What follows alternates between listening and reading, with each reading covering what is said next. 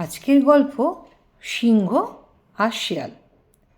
হিমালয় পর্বতের এক গুহায় একটা পরাক্রান্ত সিংহ বাস করত। এক রাতে একটা শিয়াল হঠাৎ সেই সিংহের সামনে এসে পড়েছিল। শিয়াল তখন ভয়ে সিংহের পায়ে লুটিয়ে পড়ল। সিংহ জিজ্ঞাসা করল, কী হে জম্বুক, কী চাই তোমার?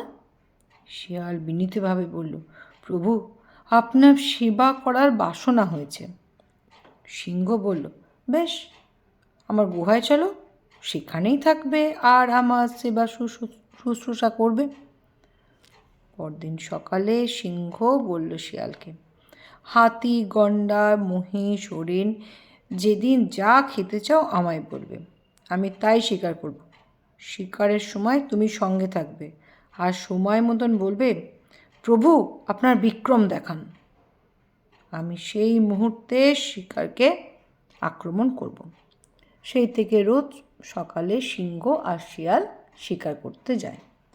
সিংহ কোনো পশুকে আক্রমণ করতে উদ্ধত হলেই শিয়াল বলে, প্রভু, আপনার বিক্রম দেখান। সিংহ তৎক্ষণাৎ লাফ দিয়ে সেই পশুকে ধরে ধরাশায়ী করে। তারপর দুজনে মিলে সেই পশুর মাংস খায়। একদিন শিয়াল ভাবল, হাতি গন্ডার মারা তেমন কঠিন কাজ নয়।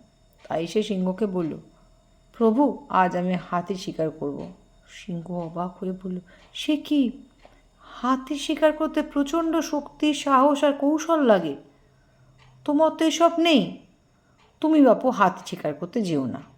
অবশেষে শিয়াল বারবার অনুরোধ করায় সিংহ রাজি হলো। শিয়াল বললে, আমি যখন হাতিটাকে আক্রমণ করতে যাব তখন আপনি বলবেন, জম্বুক, তোমার বিক্রম দেখাও। বনের মধ্যে গিয়ে শিয়াল একটা মস্ত হাতিকে আক্রমণ করতে প্রস্তুত হলো। তা দেখে সিংহ বলে, জম্বুক, তোমার বিক্রম দেখাও। শিয়াল সঙ্গে সঙ্গে হাতির মাথা লক্ষ্য করে লাফ দিল। কিন্তু সে এত উঁচু লাফাতে পারল না।